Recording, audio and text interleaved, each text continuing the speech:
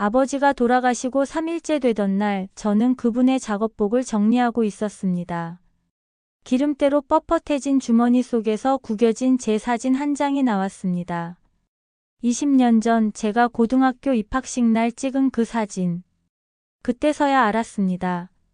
아버지의 사랑이 어떤 모양이었는지를. 아버지는 말이 없는 사람이었습니다.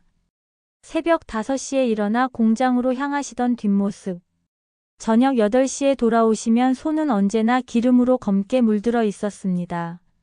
식탁에 앉으시면 밥을 드시는 소리만 들렸습니다. 제가 뭘 물어봐도 고개만 끄덕이시거나 한마디로 대답하시는 게 전부였습니다. 사랑한다는 말 단 한 번도 들어본 적이 없습니다. 생일날에도 성적표를 받아오던 날에도 대학 합격증을 들고 갔던 날에도 그저 묵묵히 고개만 끄덕이셨습니다. 어린 저는 그게 무관심인 줄 알았습니다. 중학교 2학년 때였습니다. 친구 아버지가 딸을 태우고 학교 앞에 차를 세우는 걸 봤습니다. 친구는 차에서 내리며 아버지께 손을 흔들었습니다. 아버지도 환하게 웃으며 손을 흔들어 주셨습니다. 그 모습이 부러워서 저는 집에 돌아와 아버지께 물었습니다. 저도 학교에 데려다 달라고. 아버지는 신문을 보시다가 잠깐 저를 쳐다보셨습니다. 그리고 다시 신문으로 시선을 돌리셨습니다. 대답은 없었습니다. 저는 그날 방에 들어가 혼자 울었습니다. 왜 우리 아버지는 다른 아버지들처럼 할 수 없는지, 왜 저한테는 관심이 없는지. 고등학교에 들어가면서 저는 아버지와 더 멀어졌습니다. 학교에서 돌아오면 방문을 닫았습니다. 밥을 먹을 때도 말을 걸지 않았습니다. 아버지도 말을 걸지 않으셨습니다. 우리는 같은 집에 살면서도 남처럼 지냈습니다. 그러던 어느 날 학교에서 급식비 고지서를 받아왔습니다. 30만 원. 당시 저희 집 형편에는 작지 않은 돈이었습니다. 어머니는 한숨을 쉬셨습니다. 아버지는 아무 말 없이 지갑을 꺼내셨습니다. 그 안에 든 돈을 세어보시더니 모자란다는 걸 아신 듯 다시 지갑을 닫으셨습니다. 다음 날 아침 식탁 위에 봉투가 놓여 있었습니다. 제 이름이 적힌 봉투. 안에는 정확히 30만 원이 들어 있었습니다. 그날 아버지는 평소보다 더 일찍 나가셨습니다. 나중에 어머니한테 들었습니다. 아버지가 새벽에 일용직 일을 하나 더 구하셨다는 걸. 그래도 저는 몰랐습니다. 아니, 모른 척했습니다. 고마운 마음보다 창피한 마음이 더 컸습니다. 친구들은 용돈을 받아 쓰는데 저는 급식비조차 제대로 낼 수 없는 집안이라는 게, 그 마음을 아버지한테 한 번도 말하지 않았습니다. 20대가 되어 서울로 올라갔습니다. 대학 대신 취직을 선택했습니다. 집안 형편 때문이기도 했지만 무엇보다 그 집을 떠나고 싶었습니다. 말없는 아버지와 답답한 그 공기를 벗어나고 싶었습니다. 서울에서의 삶은 바쁘게 돌아갔습니다.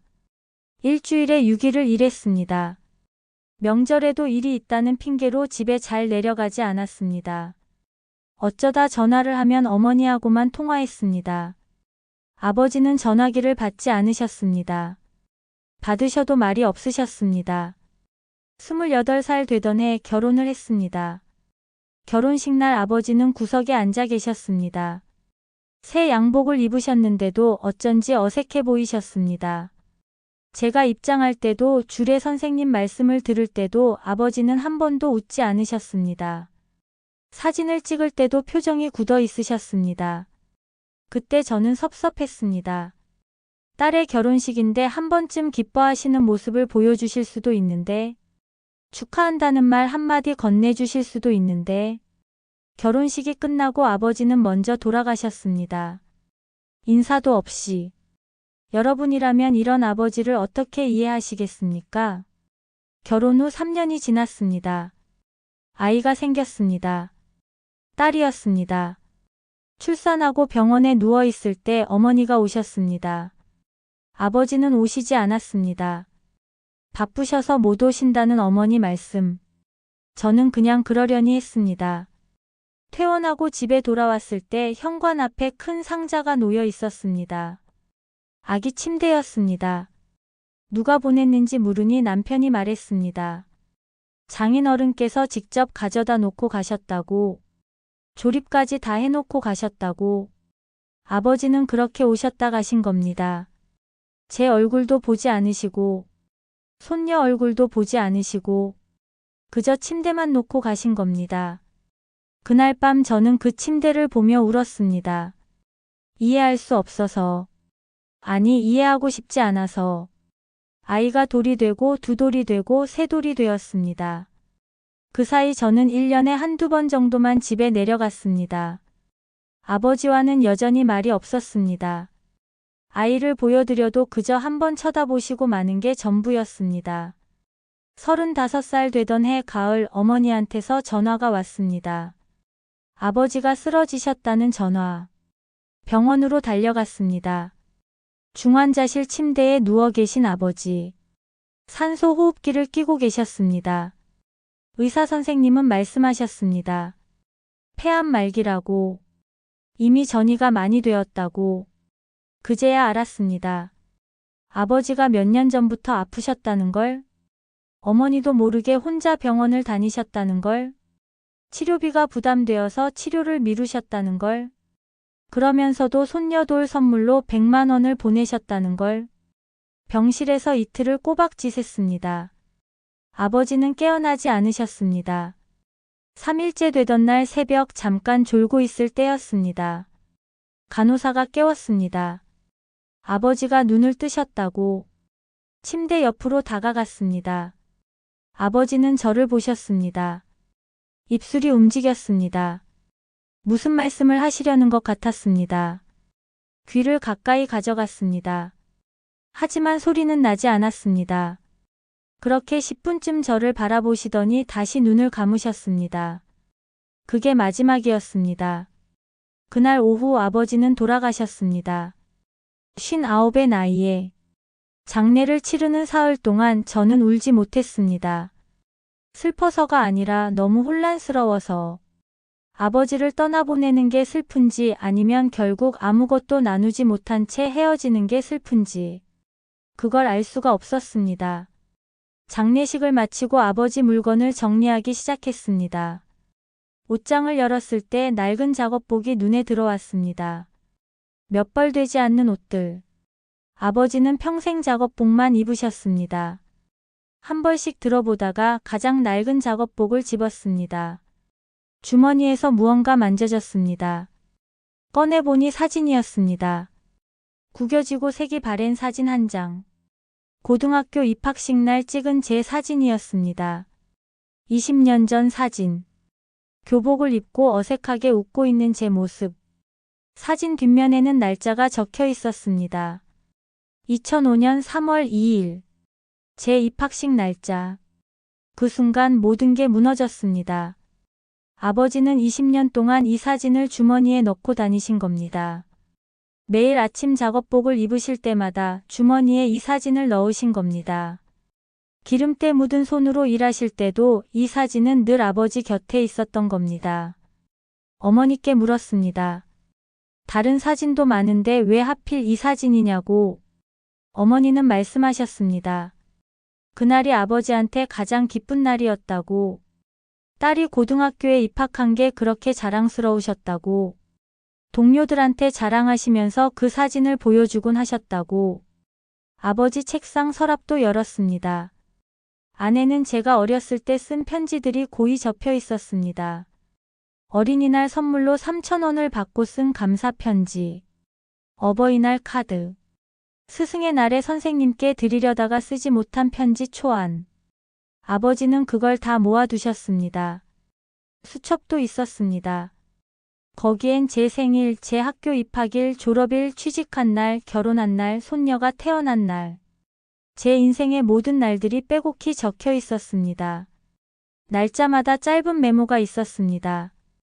딸 생일, 케이크 사갈 것, 딸 입학식, 양복 맞출 것, 딸 결혼식, 축의금 준비. 통장도 발견했습니다. 제 이름으로 된 통장. 제가 고등학교 1학년 때부터 만들어진 통장이었습니다. 매달 10만 원씩 들어가 있었습니다.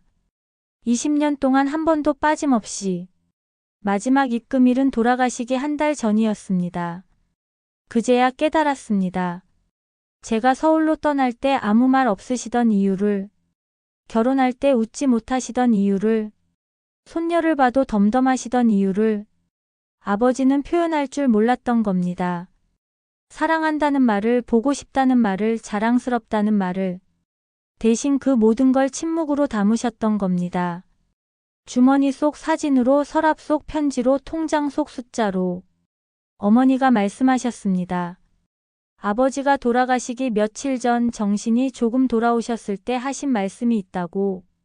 딸한테 미안하다고. 좋은 아버지가 되지 못해서 미안하다고. 사랑한다는 말 한 번 못해서 미안하다고. 그 말을 들고 있는데 가슴이 무너져 내렸습니다. 아버지 알고 계셨던 거예요. 당신이 말을 못한다는 걸, 표현을 못한다는 걸. 그래서 더 열심히 일하신 거예요. 말 대신 행동으로, 돈으로, 침묵으로 사랑하신 거예요. 저는 그제야 울었습니다. 사흘 동안 울지 못했던 눈물이 쏟아졌습니다. 아버지 미안해요. 몰라봐서 미안해요. 당신의 사랑을 알아보지 못해서 미안해요. 지금 제 지갑 안에는 그 사진이 들어 있습니다. 아버지가 20년 동안 가지고 다니신 그 사진. 주머니에서 꺼낼 때마다 아버지 생각이 납니다. 기름때 묻은 손으로 이 사진을 만지시던 모습이 그려집니다. 그리고 알았습니다. 사랑은 꼭 말로 하는 게 아니라는 걸. 때로는 구겨진 사진 한 장으로, 묵묵히 쌓인 통장 잔고로, 조립된 아기 침대로 전해진다는 걸. 여러분의 부모님은 어떤 방식으로 사랑을 표현하시나요? 혹시 저처럼 뒤늦게 깨닫고 계시진 않나요? 이제 저는 제 딸에게 말합니다. 사랑한다고 매일 자주 아낌없이. 하지만 동시에 압니다. 말만으로는 부족하다는 것도. 그래서 저도 행동합니다. 아버지처럼. 말없이 챙기고 묵묵히 지켜보고 조용히 사랑합니다. 딸이 나중에 커서 이 이야기를 듣는다면 알아줬으면 좋겠습니다. 할아버지의 사랑이 어떤 모양이었는지를, 그리고 엄마의 사랑도 때로는 할아버지와 닮아 있다는 걸. 아버지 이제는 압니다. 당신이 평생 하고 싶으셨던 그 말. 제가 대신할게요.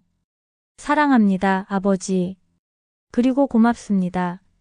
당신만의 방식으로 저를 사랑해 주셔서. 이 이야기가 누군가에게 닿았으면 좋겠습니다. 아직 부모님 곁에 계신 분들이라면 오늘 한번 안아드리세요.